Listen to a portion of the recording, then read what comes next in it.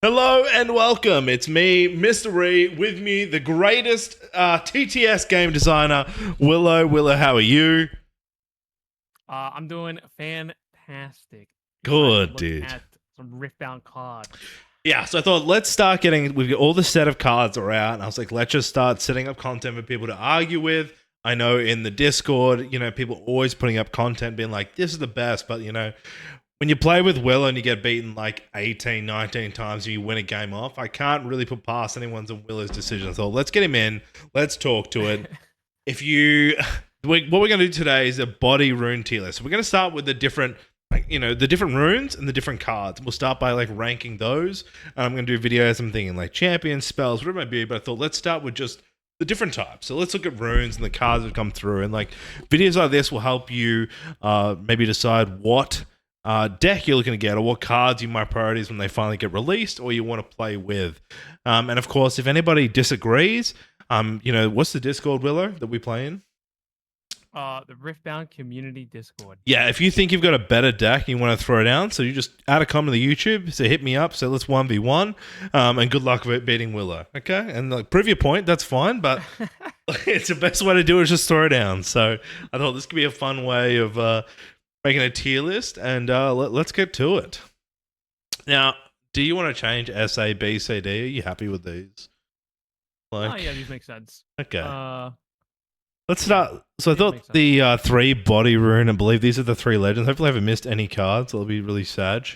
Volibear, the Blind Monk, and Bounty. Like my first thing, like we're saying the S is like unbeatable. Okay, like I think it's top tier. A is probably it's an alright deck. It's pretty competitive. B, I mean you can play it, probably not going to lose. C, I mean very rarely. And D, I just wouldn't play it. It's kind of my mindset here. Looking at these first 3 cards, like I like that, like legends like Misfortune are just like tap, like use her, get ganking. Relentless, gain a rune just if you have a minor unit. While Blind Monk costs 1, and then you have to, like Lee, you have to pay, right? So Lee's already less in my mind. So I'd probably put like these 2 at A, and maybe him down at C. And then really, I really seen a lot of decks pop off with the Mighty, and they're building, the rune. So I put him probably higher than maybe ganking. ABC is what I'll do there. What do you think? Yeah, I think that's mostly right. The order of these is definitely correct. Mm-hmm. I think I want to. My instinct was that Lee Sin needs to go down 1, Volibear needs to go up 1. Really? Yeah, this Lee Sin guy sucks. At least right now, I haven't found anything for him that I like. So, are we saying the cost is too much, or the buffing mechanic you don't really like? basically, he shares a lot of identity with Master Yi. Like they're both doing very, very similar things. Yep. And Lee Sin's doing a lot more setup to get what Yi just has naturally, kind of by default.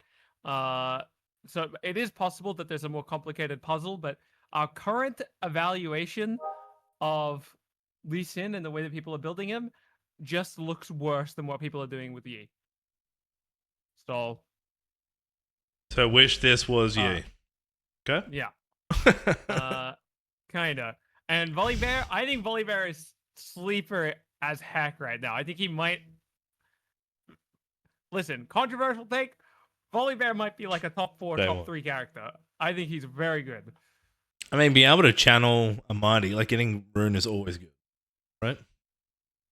Yeah, it's definitely, yeah, for sure. It lets him get away with greedier curves than what he would be able to otherwise. I mean, if you're gonna like S tier here, should like this is what he sits on top of, like Master Yi decks we're talking about. He's sitting up the top there with other top tier decks that you think he's up there with those big boys. Yeah. Okay. This is a fresh opinion of mine, so maybe it changes tomorrow or whatever. But literally today, I came to this conclusion after testing for like 4 hours with someone who's really good. Okay. Yeah, cool. Do you want to go to, maybe we can go to gears next or spells? Let me have a look here. What do we got here? Arena Bar is gear. Yep, we got Arena Bar. We have the Seal. Dazzling. Aurora is gear. The Mistfall is gear. to the middle here. Yep. Yep, right there. And then Pirates Haven is gear, which is just a little bit to the right of where you were before. Pirate 7, yep. Boom. Seal? And Where's then Seal? Oh, Seal is over at the end of Strength, this yep. row. And then that's going to be it for gear. Okay. What do we got the gear? Like, I mean, straight away, like, I'm just going to put this to the, maybe, like, all the way off the screen. His gear is insane. That's how I feel because you've wrecked me with it so much. Like, the ability to just, like, free look for high-end units that suits so well with many decks. I think maybe with gears, like, I mean, we're ranking as a gear. Like, I know there's a lot of gear destruction, but this is a great gear to have if you're going to play in the decks. I don't see how you couldn't just ignore this for its value in my mind. What do you think to that? I think Aurora is very, very, very overrated. I think Aurora probably belongs around B. B? B? Yep. People slap me with this. Tell me why you didn't rate it. These high-end decks. I don't mean to And hey, I'm a newbie. I'm fine. This is fine. They can flame me on the bus, dude. It sounds mean. I don't mean it to sound mean, but Dazzling Aurora is very much like a noob stomper. You know what I mean? Like it's very like once this card hits the board, it steamrolls opponents.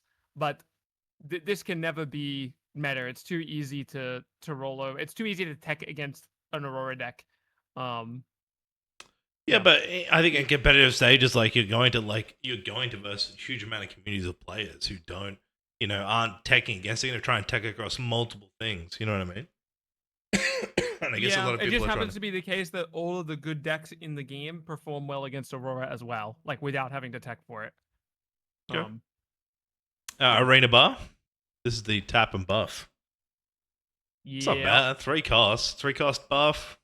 Can go with some buff. Like, I mean, there are some cards that benefit from buff. Does it push up to... I've already said B. I don't think it's too crazy, but I think it's a nice little niche. I think it's a bad card. Yeah, I wouldn't fight too much if someone put it at B, but my instinct is that it belongs in C. Alright. Mistfall? I don't know Mistfall that well. Don't worry, no one does. It sucks. Yeah, what does it do here? Sorry, it's like I think it's like when you buff a card, spend a power to ready that card. Because I've got it big on my screen, I actually can't read the card. I can bring it up here. When you buff from the unit, you may pay and exhaust this to ready it. Yeah, that's pretty cringe. I haven't seen anyone do anything crazy with it yet. I probably goes down to the D tier. Yeah, D. Pirates Haven? There might be, just for whatever it's worth, there might be something special with Bar, Lee Sin, and Mistfall all in the same deck, but I don't see it. I think it's very hard to play around. I think there's too many things out there that just make it. Yeah, it's too many. If you're gonna do this, gets shut down too easy. I don't like it. Pirates Haven. Yep. I actually think this one might be a little bit sleeper. 3 cost. It's still probably not great. When you ready a friendly unit, give it +1 this turn. When you ready a unit, does that include the start of ready phase? Yeah. Yeah, it does. Really. Okay. Yeah. That's kind of sleep. This one might be sleeper. Yeah. I think this one's actually surprisingly good. I think most people would put this in C or D. I think I would want to put it in B. I think if you B this one, I think then you drop this down to C. It's a better version, right? Something to pay for a buff. Well, this is permanent. Like every unit gets buff +1. This only buffs 1 unit, correct? That's a controversial take, though. If you said that in Discord chat, why? I would not be happy. People love this bar card for some reason. Well, hold on, but like 3 cost. This 3 cost. I have 2 units ready up. That's 2. I've done the math too. That's math, right? I know before you call me a noob, but that's math, bro. I don't know what to tell you here. The math is math in there. I'm with you. That's math, man. I don't know what this flame is here, but that's 100% math. Who are these guys, dude? Vitamin, let's bring it in, dude. We'll have to make people says like, yo, that arena card's way better. But like, all right, let's 1v1, and I'll make it with Pirates Haven. All right, Seal of Strength. Now, I was like, coming from another kind of gameplay, I was like, hell yeah. This is kind of like super useful to like, just like permanently have like a tapping room. But then it just feels like really bad though. I don't think in my mind it's like, It's like, cool, I just pay one to put that on the board where I can do something else on my turn. The game's, I think it's too quick for this. And if you're going for late game, there are better cards to get to the late game draw. So I just think these are bad. Yeah, I think seals are generally speaking, quote unquote, good. Oh, Depending on the deck that that they're built around. It's not as simple as people read this card for the first time. They're like, oh yeah, seal 3 of in every deck. yeah. But it dumps your hand too quick. It's card disadvantage. And oftentimes it takes a long time to kind of pay for itself. Seal of Strength in particular is an awkward one. I would say like if we were looking at like Seal of Rage, the red one, we could maybe talk about it being like A or B. But orange, I think you've got the right idea. It should be all the way down here at D. Great. All right. Let's hit the spells, I think. What do we got here? Bullet time? That one can go all the way to the top. That was insane card. Yeah, bullet time is a really good way to clear the board, right? It's such a flexible card. It's like an action, one cost. It doesn't consume power, which is always so beneficial. And you can pay the amount of, but the power is paying the amount of power to deal all enemies at a battlefield. You can pay so many, Yep. or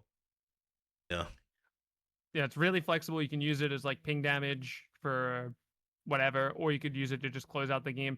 It's honestly, one of the cooler things about the card that people don't really remember all the time is that the amount of power you spend on the card, so the amount of your damage you're dealing, is decided at the time of the card resolving, not at the time of casting the card. So the opponent has to react to the card before they know how much damage is going to come out of it, which I think is a really cool. Yeah, that's insane. It's like super. That's one of those cards in the game I play where it's like, cool, are you gonna react? No, well then I'm gonna do this. And you're gonna react? Okay, I just lost one card. Like I tap one, bro. Like that's perfect, right? And I could have baited out a huge like negate or something.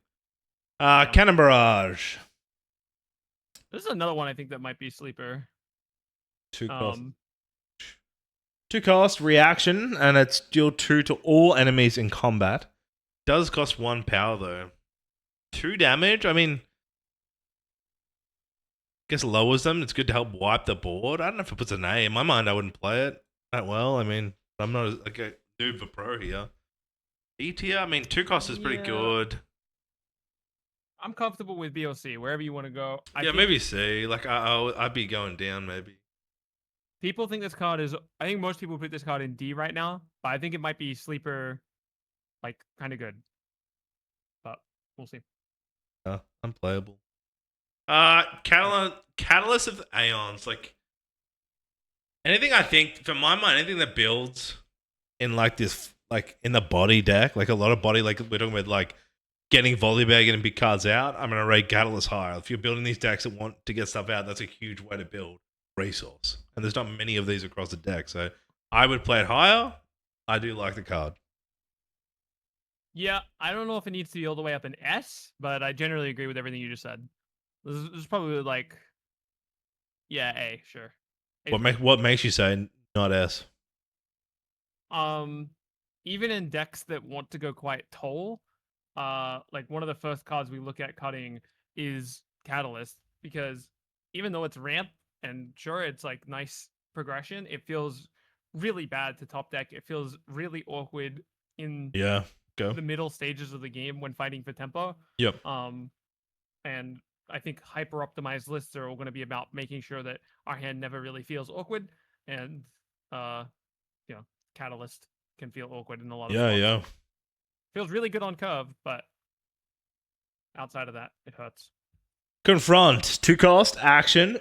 Units you play turn enter ready and draw 1. Like, that is... Come on. 2 cost ready and a draw? Surely. And then I'm also playing Pirate Haven. Oh my god. Yeah, I also like this being quite high. Again, don't know if it belongs in S though. S should be our like cream of the crop premium cards. Okay, I agree. A is a good spot. I'll stop getting so excited, dude. All right? Yeah. I do like that card. What's my next spell? Dragon's Rage. Is the next one here? Mm-hmm. So this is a 4 cost here. Move an enemy unit. Okay. Then choose another enemy unit at its destination. Deal damage to equal light to each other.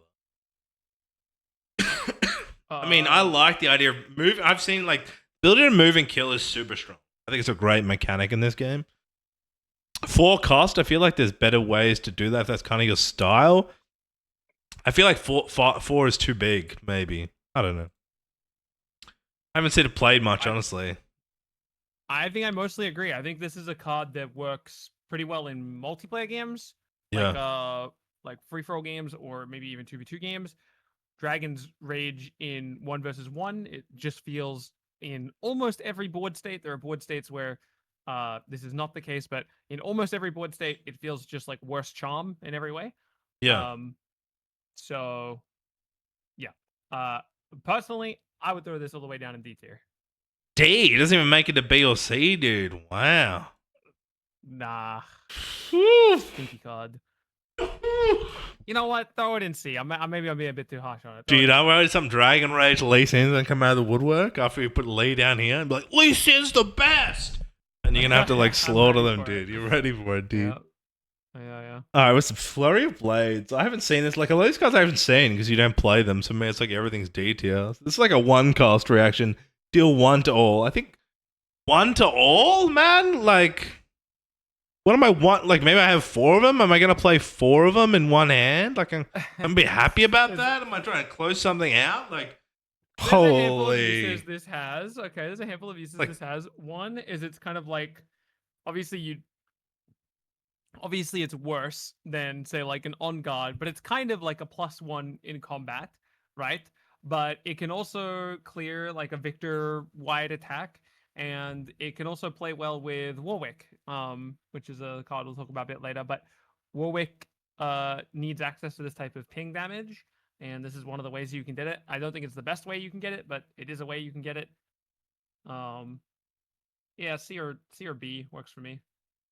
I'm gonna play it. I mean, the Victor, I guess, conversation is good. Like recruits, yeah. Does it push to B, man? No, get out of here. C. Okay, C. but if we're not gonna push it to B, I want my Cannon's Barrage going back up to B. Then I feel like Cannon's Barrage is just better. Okay, fine. You're gonna have Cannon Barrage at B. Oh wait, no. I lied. I just remembered that Cannon Barrage reads in combat only. So bring that back down to C with they're about the same as each other in my mind. Yeah. Oh, perfect. Good. Glad we agreed. The next spell we have is Mobilize. Oh, this card. This card, Mobilize, dude. Channel 1 if you can't draw. Like, A tier. No, it's just a nice channel card. Channel cards are good. That's it. If we're going to say, like, most of these, draw and channel, nice. Great. That's what you want in these decks. Yep. Next spell. Overt Operation. Here. For each friendly unit, you may spend its buff to ready it. Then buff all friendly units. 7 cost? 5? I'm going to do that noise. How many units am I going to have buffed? Now, I've done that with him, but if I'm going to spend that many to buff, just to, ready and then like, what? Dude, no. Tell me something else. Just seems way too much. I'm with you. A lot of nothing. There's like a Lee Sin thing I'm trying in the background. Maybe this should be in the deck, but yeah, it's not great. What's Leona's coloring? It's yellow and what? Yellow and green. Yeah, yellow and green. Like Leona. No, but like that, like even then when I get lots of buffs over my Leona deck, like why would I then reconsume to ready again? And I mean, I guess if I had you got some ganking thing where you could clear, if I could clear with like maybe 3 units, I had 3 buffed units on 1 point that I just cleared with, and then I could reconsume that at 5. Like, I just don't see you're going to be able to... That many buffed units out where you've, like, conquered, they've all rested, then you've re-readied them. You know what I mean? I feel like you wouldn't have that many... I feel like you're already snowballing at the point, maybe. That you wouldn't need to then have to, like, try and regank. Or maybe it's a closer card. I think it's just too much. Too much to think about. Or too many things that'd be right for it to be playable. Yeah, I can get behind most of that. Good. Primal Strength. Give a unit +7 for 4 cost.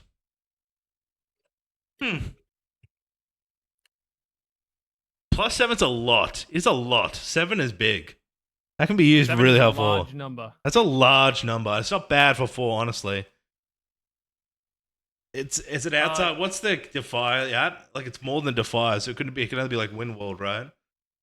No, it can be Defied. It's perfect for Defy. Okay, well then that kind of drops it more. Defy kind of like makes me scared. Yeah, like that. If it was above Defy, yeah, but that kind of like drops it more then because it's very easily counted for 4. I want it in S. This card is broken. You said it can be defied. Yeah, who cares? I care, man. Defy It's 4 sucks. cards. Defy If they like sucks. Defy, they're losing anyway. Defy sucks. Is it not Defy in your Yi deck? What do you mean Defy sucks, dude? Yeah, you gotta have 40 cards. You know, it is what it is. Okay. Sometimes there's only 37 good cards. It is what it is. Okay. Yeah, no, Primal's just really good. It's basically a lot of decks just don't have answers for tall boards. And Primal Strength says, I don't really care how big your board is. +7 is probably enough for me to kill it. Yeah, it's a huge number. Yeah. That was my first thought looking at the card. Yeah, you just need to be able to break boards in Riftbound, and Primal Strength reads break opponent's board. So, yep. Pretty good card. Okay. It is vulnerable to the counterspell stuff, but like, whatever. Yeah, you just gotta play around. I mean, you just look at cards in hand and say, hey. Sabotage, choose an opponent. They reveal their hand, choose a non-unit card from it, and recycle that card. What the hell? This card's baller. Yeah, there's a bunch of people who are playing pretty competitively right now are like super, super, super high on this card. Yeah, I mean, revealing your like, okay, this is like if I play this as a noob, right? This is how this card works. So you guys like learning. If you're new to me, so if you're a new player, okay, you're gonna reveal someone's hand, but like Primal Strength, get rid of that, right? A pro player is gonna go. I'm gonna reveal and look. Okay, you're playing the Lee Sin deck. The Lee Sin's lines of win are this, this, this. I'm gonna take out this at this point of the game because I know that's what you need to progress or counter my gameplay. So a reveal is huge, just straight off the bat, and then I'm destroying a card for only 1 and a power. That's not bad. That's how I'd play that. I'd S it. I think this card is giga overrated. Tell me why. It's -1 card in my hand. It's like everyone's like, oh, it goes 1 for 1, and it's like, well, sure, it goes 1 for 1 if the opponent has anything in their hand that isn't a unit. But how often are you casting this and you reveal the opponent's hand and all they have is units, and you do nothing, and now you've wasted a deck slot, a card in your hand, and a power to be able to do this. What about side? Like, say, do you think like when you play those like those draw decks? Like, if I'm not playing an aggro deck, like I get that like a sideboard situation, like maybe that drops it back. Yeah, like, if I'm versing like a heavy Darius or a heavy ally card, then yeah, this is kind of useless, right? I'm starting to verse someone that plays more draw and casting. I could see it being a sideboard card. I still have this big issue where it's like, okay, I'm spending a lot to do this still. Like, Riftbound curves are very specific. You want to be doing specific things on specific things on specific turns. And so every card that's spending power, you need to have a really, really good reason for doing it. Mm-hmm. And Sabotage, sure, it has a good reason to do it into like Aurora decks or whatever. You kill their Aurora preemptively. But like, I don't know if Riftbound is the type of game where we can just like blind put this on our deck. This is definitely not a main deck card. I'll tell you that much. I'm very confident on that fact. Maybe it's a sideboard card. Yeah, I think it's specific. Like, say if there's a meta where there's like high value in some certain spell cards, like it definitely goes up. If we're versing a meta, I think that is full of allies and heavy like aggro, like it's going to drop down. So I think it fluctuates. Is that what you're trying to say as well? Yeah. Yeah. Okay. So what we drop it down to B? Like, I don't think it sits in A then. I think A is like, hey, play all the time. Like, these are great. This is hell yeah. I think this is play all the time. So maybe it drops even down to, it's like a niche card. See? Yeah, that's where I'm at. if we're gonna say like Flurry is niche, like Flurry is niche. I'm glad you got down to C because I didn't want to have to fight for C. Okay, but like I'm like, this is kind of like how we're building right now in my mind. Like you're educating people watching this, right? Like this is like hell yeah, these are incredible. These are like you should probably play majority of the time. Even saying that, I'm kind of like thinking even dropping Catalyst down. Like I think these are much too better than Catalyst because like you said, Catalyst you can't play endgame. These aren't too bad. I don't know. Maybe like these should be in your deck. They're really high value. These are kind of special and niche, and then these are like very, like you said, this because of this card and this because of this card. They need others, so I kind of put it down. That's kind of picturing your thoughts. Oh, we actually missed Set, by the way. Oh, we did miss Set. When a buff unit control would be die. Up there with Volibear. Oh, really? When a buff unit control would die, you may pay a power and exhaust me to spend its buff and recall it exhausted instead. I mean, super ability, you get a lot of buff cards and then just keep them alive. Keeping your allies alive is so strong in this game, right? Keep them alive on the board. Is that the biggest reason here for you to put an S? Honestly, the biggest reason is he just has access to like everything. Like his colors are so nice. We don't really feel the color value as much because Set is sharing the only other character who shares colors with Set is Garen, and Garen's unplayable. So, but the rest, the color combination is really strong. It has access to so much removal, so much board interaction. Some of the best units in the game happen to be orange and yellow. So he's just got a very fortunate color combination, and then obviously his ability to. I mean, if you think about it like this, right? It's obviously not exactly what his legend ability is doing, but you can kind of think about his legend ability as reduce the cost of units or the next unit you play by however much it costs, right? Set it to 0. You're just spending a power instead. So it's like if you look at like the average energy cost your opponent has throughout the game compared to you as the Set player, it's like it's insane because you end up with so much more units for so much less resources. Yeah, I get that. Yeah. Cool. I haven't made a Set deck. Maybe it's the one I can play next. Showstopper. I mean, here we go. So this is a 1-cost buffer friendly unit in your base, then move to a battlefield. Like this starts to feel like, hey, like I'm doing with Set right now. I pay 1 to buff it now. It gets its buff, so I have it. And it's also readying, so I can move to a field, which is super good from like playing a card, then putting it straight to the field. A and S, that's where I'm going to put it. I'm an S. You're an S? Very, very good. Yeah. Yep. Lovely card. Spoils of War. 4-cost reaction. If an enemy has died this turn, this card costs 2 less, so 2 thing, draw 2. I mean, you play some weird draw cards. I don't really value draw that much in the game. I feel like it, and in my mind, draw I feel like is when I'm versing your big, like kind of, you're trying to get some crazy cards. You're pulling not just for that, you're pulling for some late game cards, and you're creating these massive like end game. Maybe it's worth, but I'm not. Like I also what I need as well. I need if a unit has died this turn as well. No, I'm not. I'm doing it. I'm bad. It's bad, bro. I don't know about D. D's a little aggressive. Oof. I do think the card's bad. I would go C. Like, is there the other cards in D? Yeah.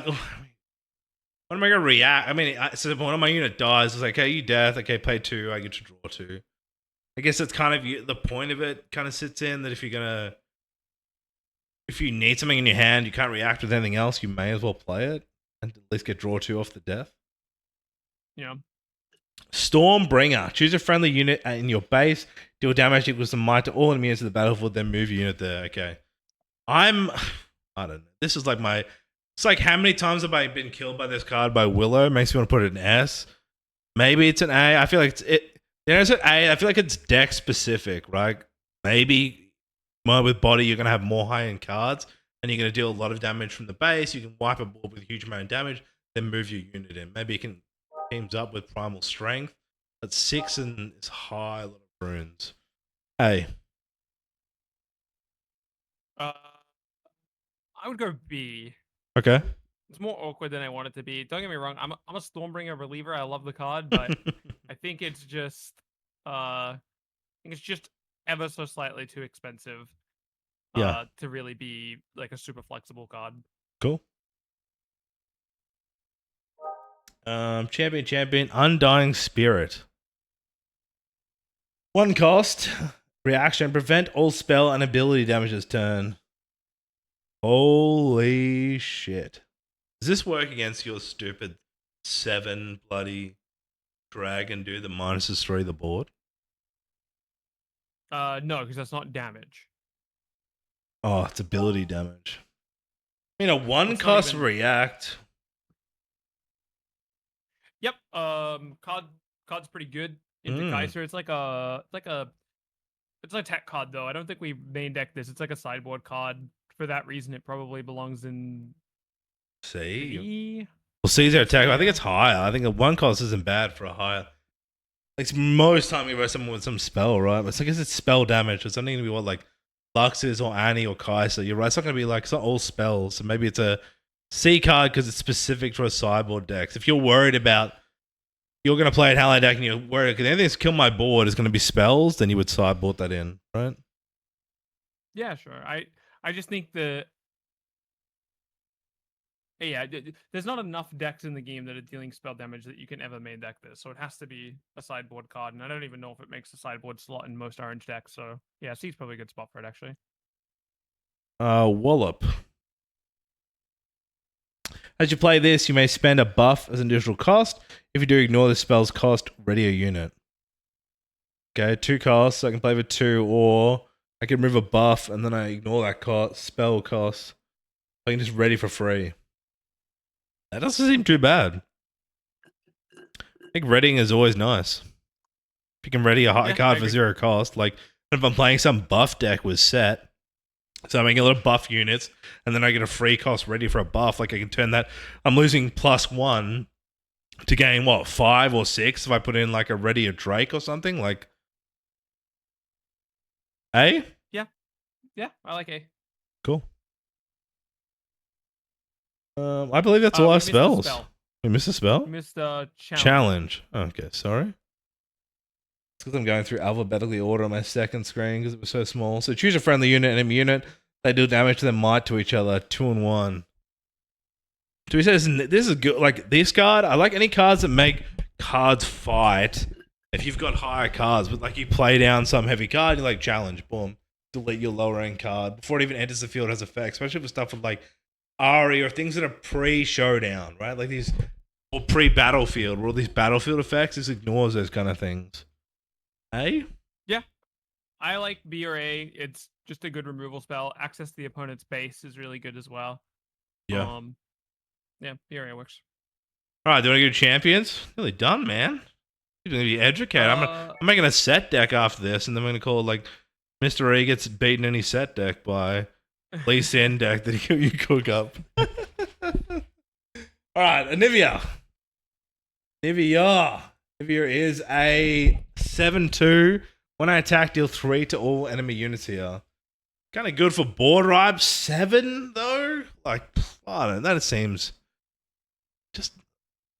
Maybe you're playing some really end deck, maybe, but I feel like you got so many better cards for a 7 cost. Good niche. Like I'm saying, it's like I'm versing some big recruit, then I might have this in my sideboard if that's what I'm worried about. But even then, I'm probably gonna just have big cards. C. Yeah, I like this being in C. Cool. Agrees. No disagreement. Snapvine. This. When you play me, choose an enemy unit at battlefield, deal damage equal to our mights to each other. 5 cost. 6 might, like if it's already better than Anivia. I was versing it against Anivia, maybe B card. Snapvine's.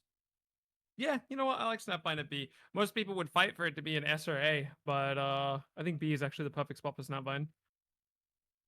S or A. So it's 5 or like the ability to again that like challenge, but it's such a big cost. 6 attack is nice. It's good. It's a really good tempo card. You get a unit and you get to kill a guy. Maybe I like But it to A. Why didn't like A? I like B for it. It's expensive. 5 and 2 power is a very expensive effect. I never liked But 2 power is like always like whenever something like losing your runes is so like can be detrimental. I think that's a big part of the game. agreed. Okay. Like I said, people can we want to have people arguing our things here. We want to throw down. Predator. Predator. Deflect. Yeah, it's okay. When you play me to be you may play me to an occupied enemy battlefield. Straight to a battlefield is nice. 8 and 2 is not nice. It's like everything down for an 8. Which could be just like I play straight to a battlefield and someone flips through a hidden card and they're like, be right to your hand. Okay. This card, a very important part about this card is the deflect part. The Kaises do not know what to do when you put this card on the board. They actually fold. It's really hard for them to kill something with 8 and deflect. I think this card belongs in A. Hey. Mm-hmm. Really? Yep. You don't think it's like niche to like casters? You don't think like if you're versing like another like heavy allied deck, you could deal with it? No, probably not. If they're spending a lot of resources to kill Dead Bloom, where it gives that's less resources they're spending on our other stuff. This deck is any deck running Dead Bloom is going to be a deck that's one of two things. It's their most expensive card, or it's like a deck that has quite a few big units. So if they have to trade into this thing, that's good news for us, regardless of which one of those two deck types we're using. So, yeah. So you rate that higher than like looking at Snapvine? You think it's better than Snapvine? I think they're very, very, very comparable cards. The only reason that Dead Bloom is higher, in my opinion, is that he's just so strong into Kai'Sa, and Kai'Sa is like Kai'Sa is a very unique deck in Riftbound. It's interacting with the game in a very different way than most decks. And when cards like this, when you have access to cards like this that just say, okay, this is good in a vacuum without any context, and then it also is really good into one of these decks that theoretically interacts with the game in a way that I'm not usually accounting for, then I'm going to give Dead Bloom like more points. If that makes any sense. Sure. Kraken Hunter. I haven't just seen this played much. I started playing one in your deck.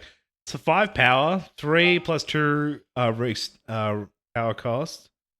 Accelerates, I can pay an additional. Has assault once, makes it a 6. As you play me, spend any number of buffs as additional cost, reduce my cost of power. This feels nice. Like, so what? So 4 costs 6. It could cost me if I accelerate it.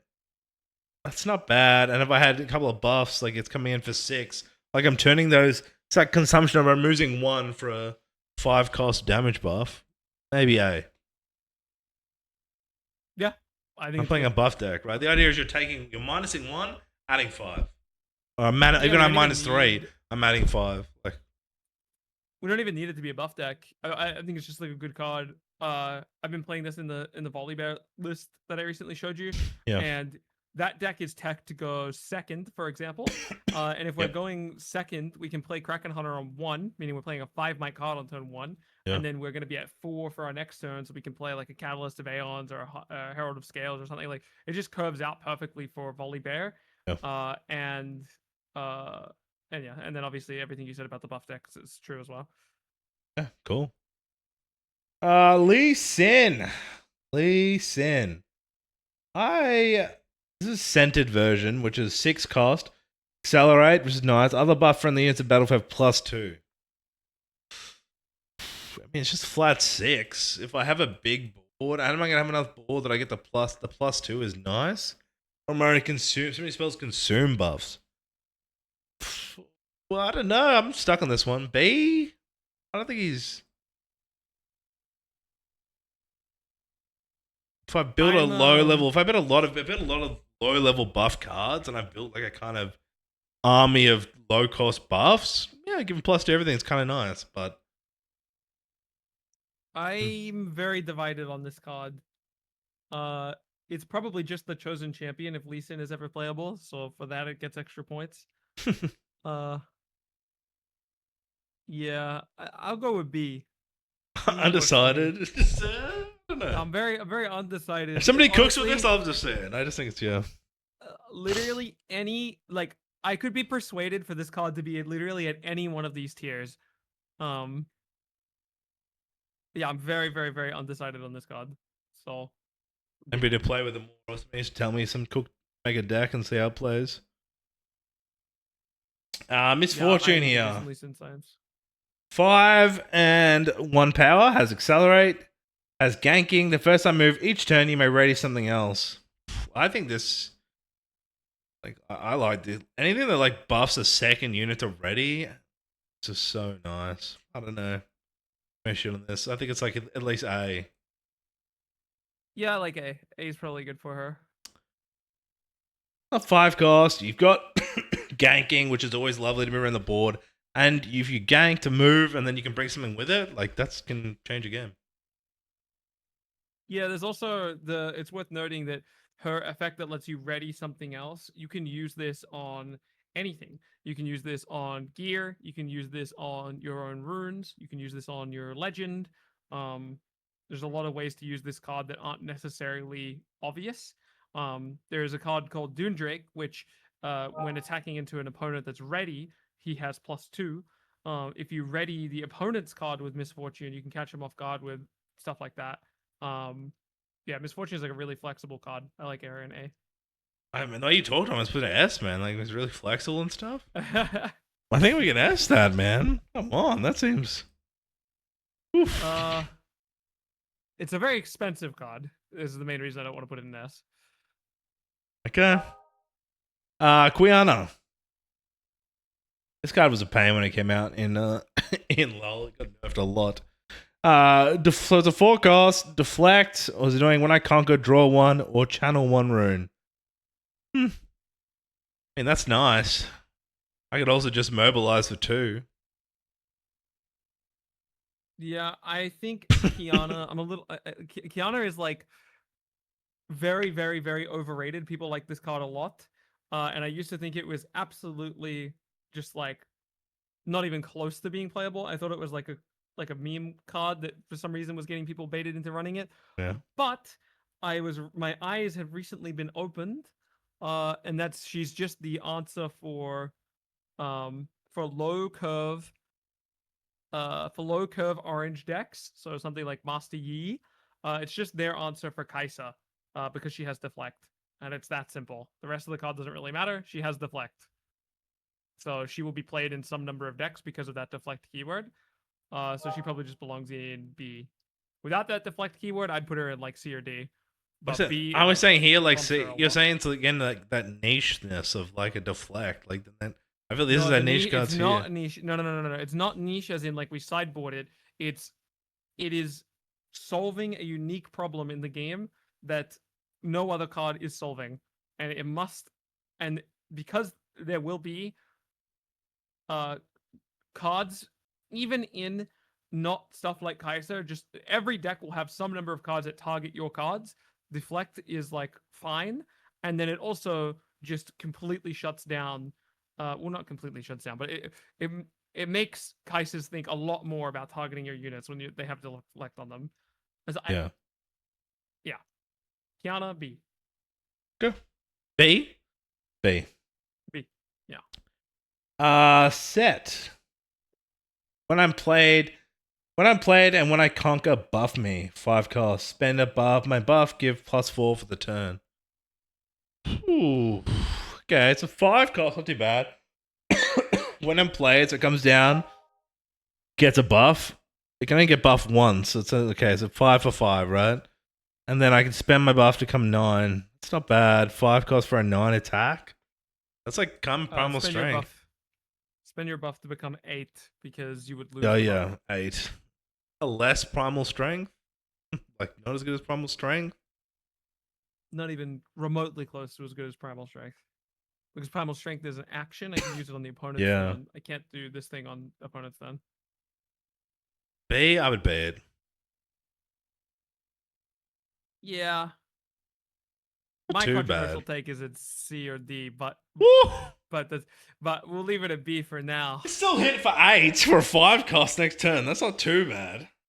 This guy's expensive, bro. He never does anything. You spend 5 on him and he sits in base AFK. Like, you put Lee in B, he's like 6 cost, man. And he pluses 2 to everything, only if I have stuff on the board. Yeah, but he had this ready. He ain't just ready if you accelerate him. Yeah. Oh. It's a big deal. It's a big deal. I'm being. I don't think it's C or D. That's Pega He's trolling. fine. That's too Willow for me. That's too big brain. All right, Volley Bear.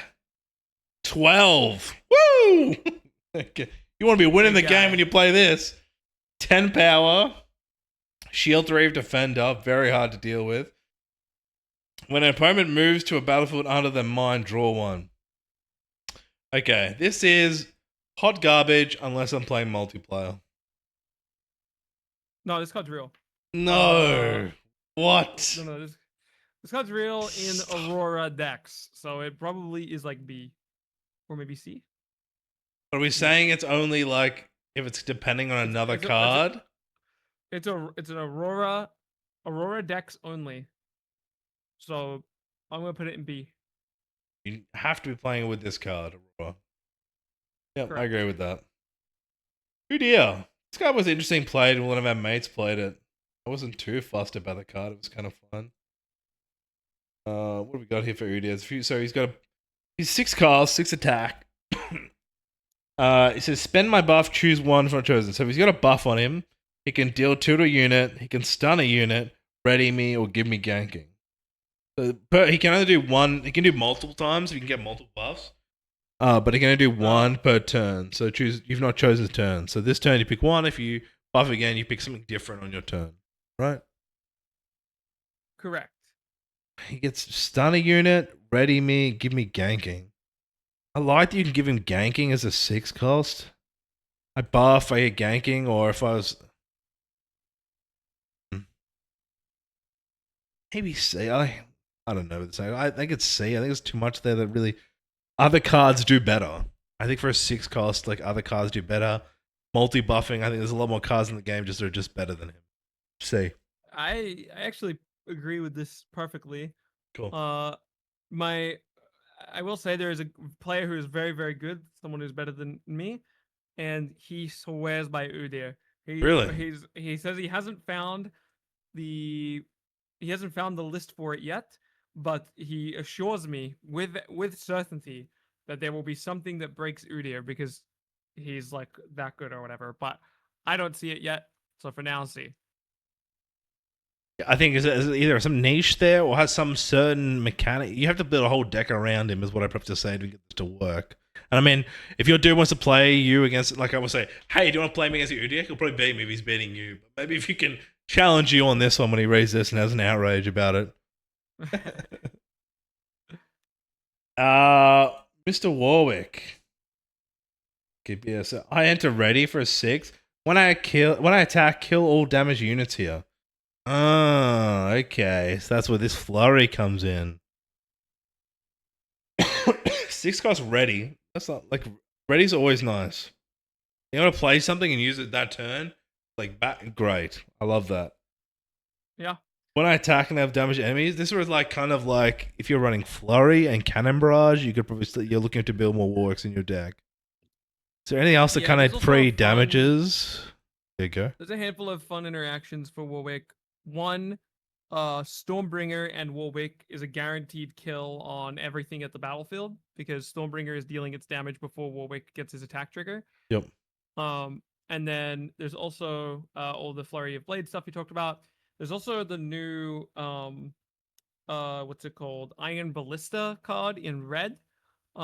Which is interesting for Warwick because you spend 2 on Iron Ballista in the early stages of the game, and then you can tap Iron Ballista to deal 2 damage every single turn, which basically just means every single time you're at 6, you're kind of threatening a Warwick from hand, which is really scary for opponent. Yeah.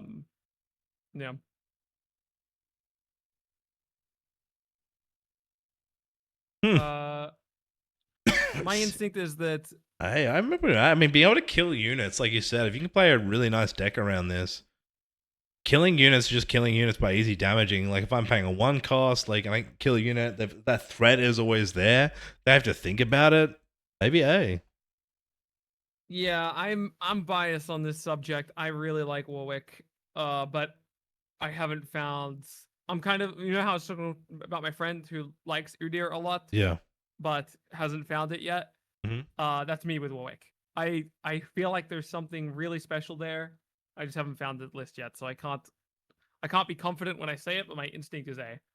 Yeah, I think it's any ability like a 6 cost. And it's not even just killing one; it's kill all damage. Like if you have a like anything that's over like a 12 or whatever. If I just throw down one flurry, bam. If I cannon barrage, bam. If I can do, I guess if I go in with a low cost poro and even attack rise, then I count as a damaged allied. Like the damage still stays on the after a showdown. No, because Correct? No? the attack trigger happens before showdown.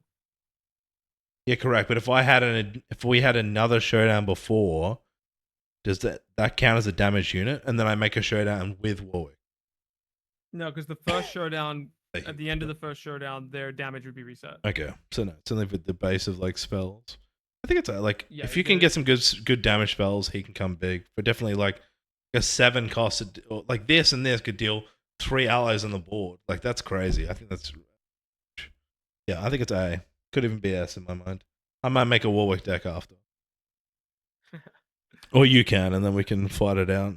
All right, let's go now to all our base allies here. We've got the bully. When I'm buffed, I have ganking 6. I mean, I love 6. When I'm buffed, I have ganking. That's not bad. 6 cost. It's a 7 ganking unit. Play for 6. He doesn't come in ready though. B. Yeah, I'd put him in C, maybe D. D. Uh, D.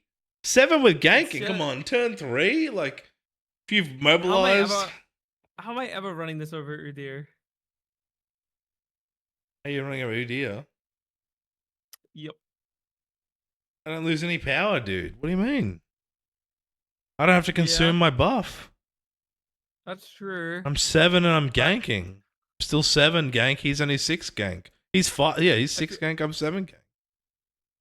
I think the Bilgewater Bully will feel really good when you play him and you pull him in draft. I don't think we find room for him in constructed. He's a big body, but like any deck that wants this, I can't imagine. Look. This Bilgewater Bully card that you're trying to get me to play, compare it to the Lee Sin Chosen Champion. Or the Lee Sin Champion. It's the same stats, but I can accelerate and I buff all of my 2-drop units. Or I buff all of my buffed units. Okay, fair. Yeah, but I didn't like this card that many. I'm decided with him. That's what I'm saying. If Bilgewater Bully is ever playable, how is it better than Lee Sin? Then, yeah. Okay. Cytherea. You play buffing another unit. I mean, Nope. That's not what that card says. Sorry, when you play another unit, buff me. Sorry. I think I love 2 costs. I think it's an A. I'm also a 2-cost believer. It's also important to know that any deck that cares about spending buffs, Cytherea is like a consistent buff engine. Yep. Yeah. Do we think then good as well? Think she goes to S because of that unique buff is such a big part of this whole body system? Well, unfortunately, I think all of the spend buff and buff stuff is pretty bad. So, if it was good, I would be so with you about where she belongs. Oh my god! But unfortunately, I think it's B. B. Yeah. Are you saying like if you're gonna play out of all the 2 costs in orange, like you don't think she's always in your deck? Like that doesn't even raise her enough? No. No, she's not always in the deck. B. She's like the last 2-drop I add when I'm like forcing 2-drops into my deck. Alright, Crackshot 3 cost. When I attack, deal 1 to an enemy unit here. Is this now because you're now a 3 point? Like you're gonna argue this guy's better and A him?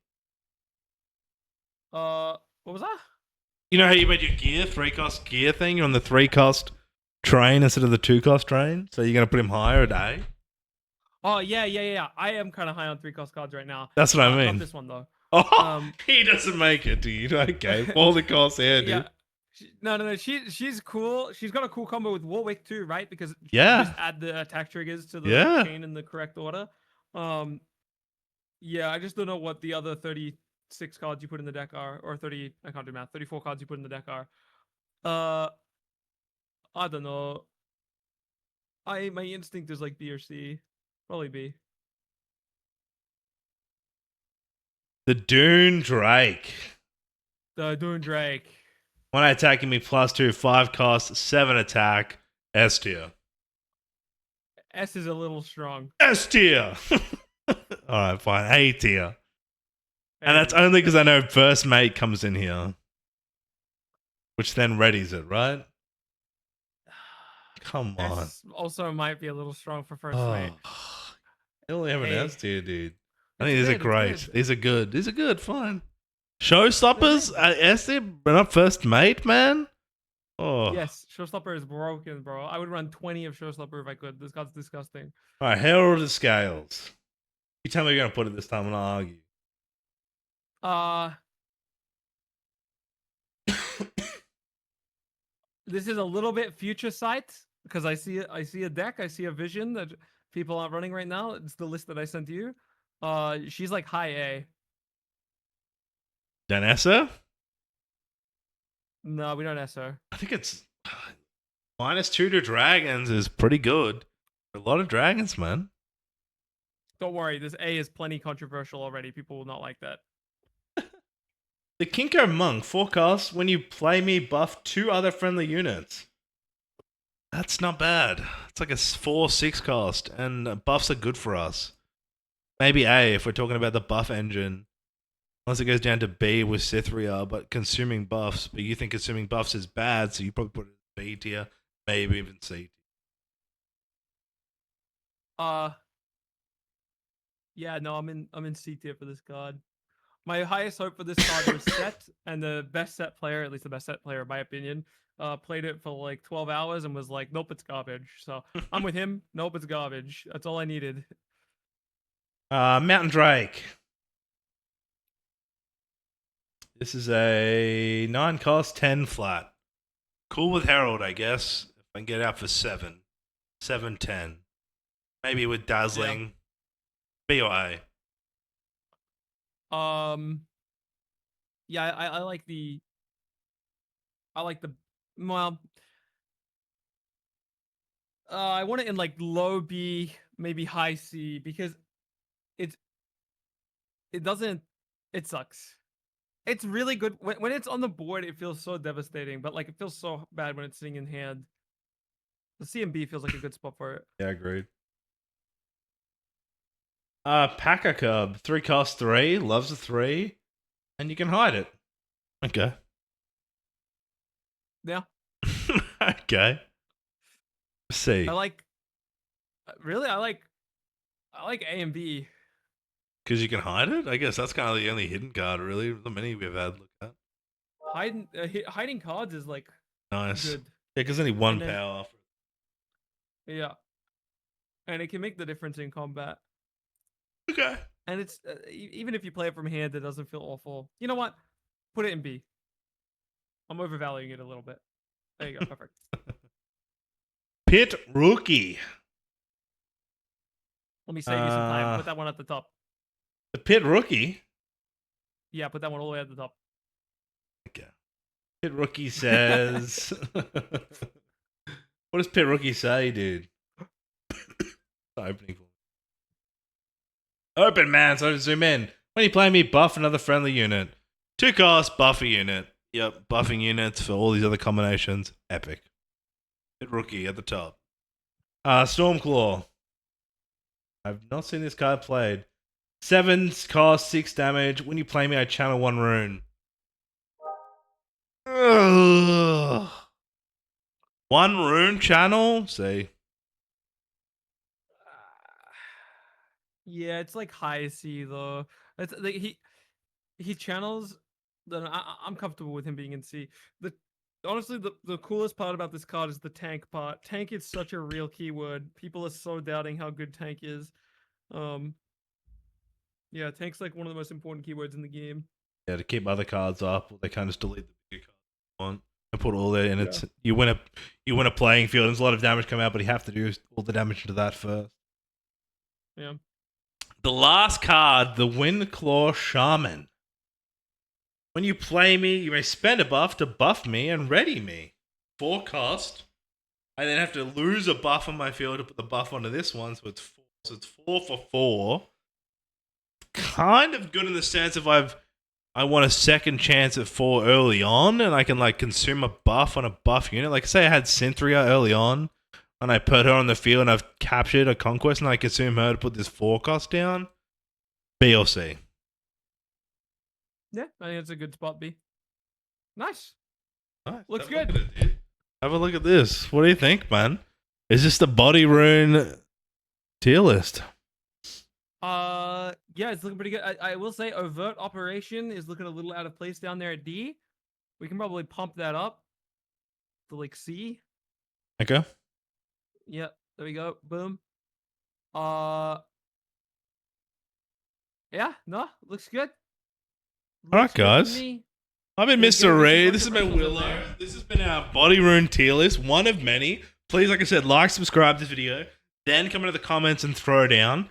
If you've got controversial topics you think we're wrong, we'd love to play you in the Discord. So check out the community Discord. I'll link that in the description too. We can play against you. You can tell us what we're doing wrong, and we can review this later. But I think this is, like I said, Willow's put a lot of time into this game. I'm slowly getting there with him and playing catch up, but he has a great knowledge that I respect. Like I said, he plays with a lot of players. But yeah, we'd love to argue. We just love Riftbound. That's pretty much it. Absolutely. Anything else you want to say before we sign off? No, come join the community Discord and play Riftbound. The game's awesome. Yeah, sick. All right, guys. Thanks for watching the video, and we'll see you next time for the next video.